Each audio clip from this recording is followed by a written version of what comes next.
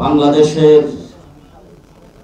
সর্বস্তরের মানুষ ৭১-এর মুক্তিযুদ্ধকে যেইভাবে ভুলে যায় নাই, ২৫শে মার্চের কালো রাত্রিকে যেইভাবে ভুলে যায় নাই, ঠিক সেইভাবেই এই জাতি কিয়ামত পর্যন্ত শাপলা চত্বরের গণহত্যাকে স্মরণ রাখবে।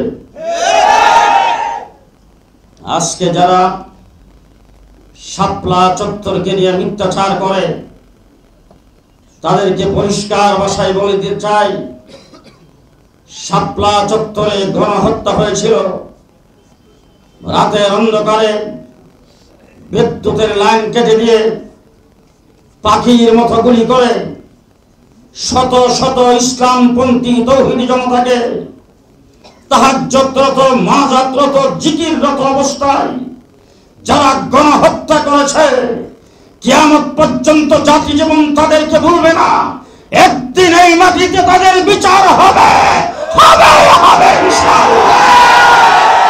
নারে তাকবীর! আল্লাহু আকবার! হেফাজত ইসলাম বাংলাদেশ জিন্দাবাদ জিন্দাবাদ জিন্দাবাদ জিন্দাবাদ! সংগ্রামী সাথী ও বন্ধুগণ, বিজ্ঞ প্রবন্ধকার বন্ধুবর হযরত মাওলানা প্রফেসর আফম খালেদ হোসেন অত্যন্ত সুচিন্তিত একটি প্রবন্ধ আজকের এই সেমিনারে উপহার দিয়েছেন।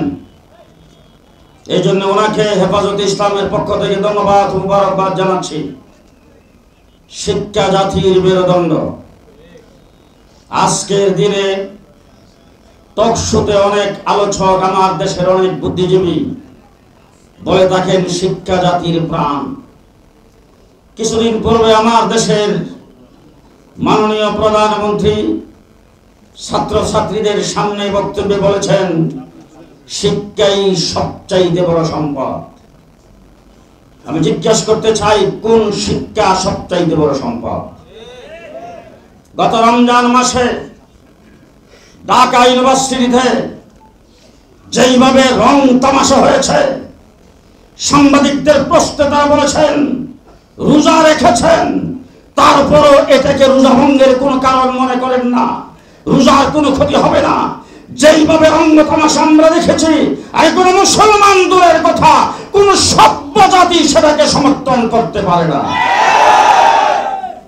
আজকে ধর্মীয় শিক্ষা না থাকার কারণে দেশ যারা পরিচালনা করেন তাদের কেউ কেউ যখন বক্তৃতায় দাঁড়ায়, বক্তৃতায় বলে ঈদুল আজহার জানাজার নামাজ। আজকে আমরা দেখেছি ধর্মীয় শিক্ষার সামান্যতম না থাকার কারণে আমার কওমি মাদ্রাসা যখন স্বীকৃতি দিয়েছেন, সনদের স্বীকৃতির আলোচনা যেই সংসদ হয়েছে, স্পিকার থেকে শুরু করে মন্ত্রী, মিনিস্টার এবং কোন সংসদ সদস্য আমাদের নামটাও ভালো করে উচ্চারণ করতে পারে না। সংগ্রামী সাথী ও বন্ধুগণ, একটা জাতিকে ধ্বংস করার মূল হাতিয়ার হলো শিক্ষা এবং সংস্কৃতি। আজকে আমার দেশে গাপ্পি মেরে থাকা ইসলাম বিরোধী নাস্তিক আর মুক্তাদেরা এই দেশ থেকে ইসলামকে এবং সংস্কৃতিকে ধ্বংস করে দেশ নাস্তিক আর মুক্তাদে পরিণত করার জন্য এই দেশে শিক্ষা সিলেবাস নিয়ে পায়তারা করছেন।